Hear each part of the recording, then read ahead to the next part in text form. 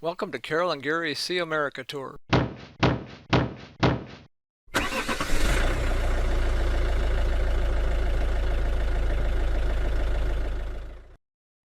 Hello again, everyone. On Saturday, March 13th, Carol and I decided to drive to Mobile to check out another museum before leaving Coden.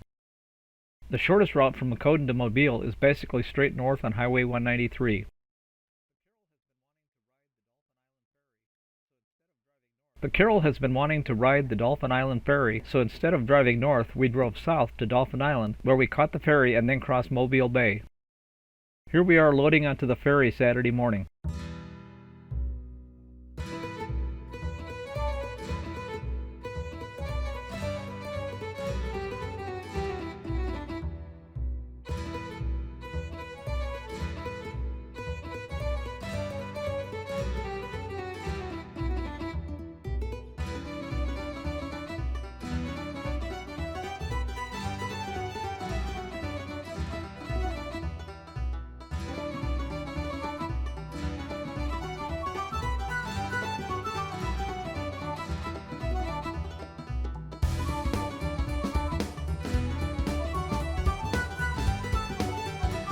We had to wait for 3 more vehicles to load before we could leave.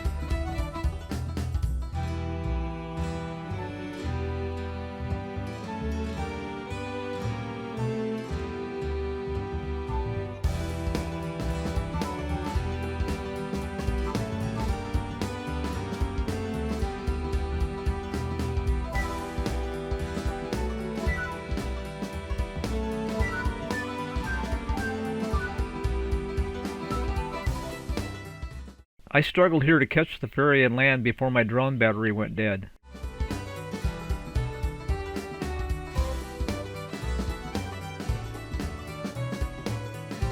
This is some of Mobile Bay from the ferry as we were crossing.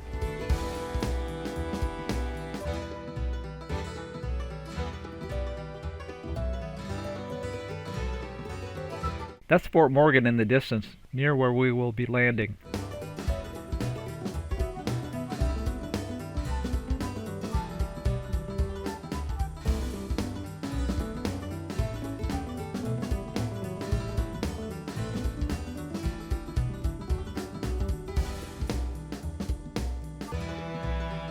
We passed an offshore oil rig as we were traveling. After approximately a 30-minute ferry ride, we docked, unloaded, then drove north on the east side of Mobile Bay until we reached Mobile.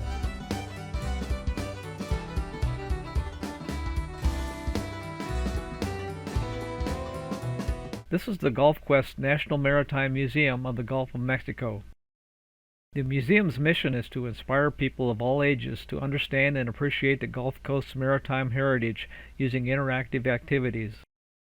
Their goal is to encourage youth to pursue educational opportunities in maritime research and industries that are vital to the Gulf Coast. The first display that we saw was a mock-up of a container ship. In 1955, Malcolm McLean, a trucking entrepreneur from North Carolina, acquired Waterman Steamship Corporation, a Mobile-based firm, to test his idea of shipping cargo in large containers that could be moved fully loaded from land to sea and from sea to land. Throughout history, loading and unloading cargo required a great deal of time and money. Each type of cargo had to be packaged and carefully fitted into a ship's hold by a person known as a stevedore and a crew of longshoremen. Loading and loading a ship could take a week or more. On April 26, 1956, the world's first container ship made its maiden voyage from New Jersey to Houston, Texas, with 58 containers aboard. McLean's idea reduced the cost of loading and unloading cargo from $5.83 per ton to only 15.8 cents per ton. In 1957, at Waterman Shipyard in Mobile, McLean Industries converted 6 freighters into the world's first all-container ship. Cells built on the dock were installed in the ship's hold, giving each ship a capacity of 226 containers. This is a sextant, a device once used on a ship to check your latitude. Kids were supposed to look through the red eyepiece and then move the pivot arm until they saw a bright spot, representing the North Star reflecting in the mirror. Then they were supposed to adjust the pivot arm until the star looked like it was sitting on the horizon. When this was done, the pointer would show their degrees of latitude on the curved scale. Next, we saw a display describing the parts of a boat. On all boats, the stern is the back of a ship or boat. The bow is the forward part of the boat. The hull is the watertight body of a ship or boat. If the hull is covered, this covered area is called the deck. The rudder is part of the steering apparatus of a boat or ship that is fastened outside of the hull, usually at the stern. The cockpit is where the controls of the vessel are located. On sailboats, the mast is a strong pole mounted vertically to support the sail. The mainsail, as you might suspect, is the primary sail of a sailboat. The jib is a triangular-shaped sail set forward of the mainsail. The keel extends downward from the boat as a blade or ridge to increase stability. The boom is used to control the angle and shape of the sail.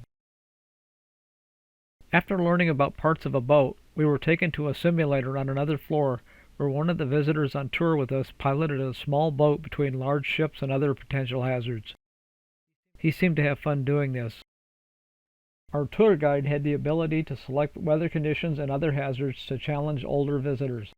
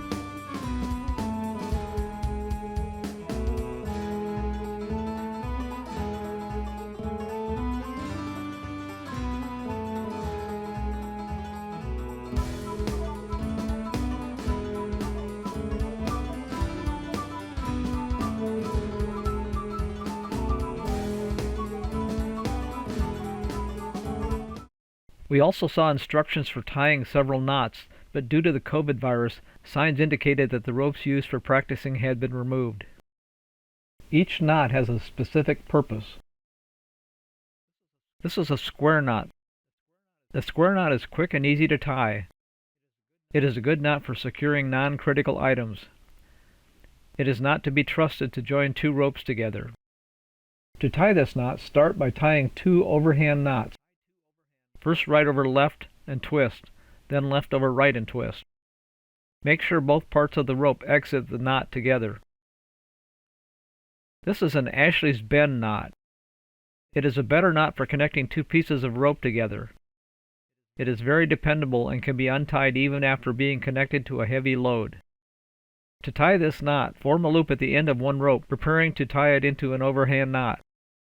Take the end of the second rope and feed it up through the first loop, making its own loop to be tied into an overhand knot. Complete the 2 overhand knots, taking care to feed the working ends through each other's loop as well as its own. Pull all ends to tighten. This is a clove hitch. The clove hitch is a good binding knot, easy to tie and untie. This knot should be used with caution because it can slip and come undone if the object it is tied to rotates or if constant pressure is not maintained on the line. To tie the clove hitch, wrap the free end of a rope around a post. cross over itself and around the post again. Slip working end under the last wrap. Pull tight. This is the bunt line hitch. The bunt line hitch knot is used to fasten items such as snaps and rings to ropes. It forms a small, neat, and very reliable knot. Once set, repeated jerking tends to tighten it further rather than loosening it. To tie this knot, start by passing the end of a line through the object being attached to the rope. Bring the free end up and cross over, then under the standing line. Bring the free end to the front of the knot, and you will now finish by tying a half hitch around the standing line. Pull the knot tight and slide down onto the attached object. When our tour made it to the 5th floor, we were allowed to go out onto an open area where we could see activity on the Mobile River.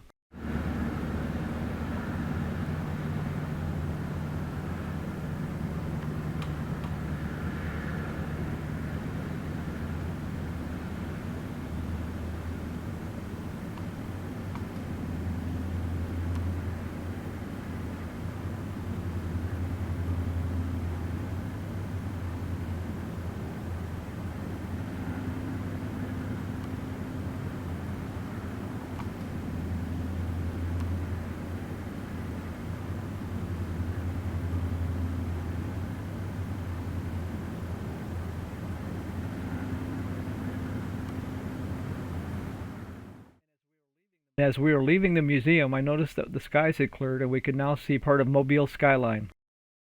Well, that's going to do it for our trip to the Mobile Maritime Museum. It was very interesting.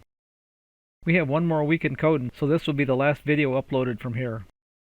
If you like this video and have not yet subscribed, please do so to be notified of future videos, and as always, feel free to share with your friends. Thanks for watching.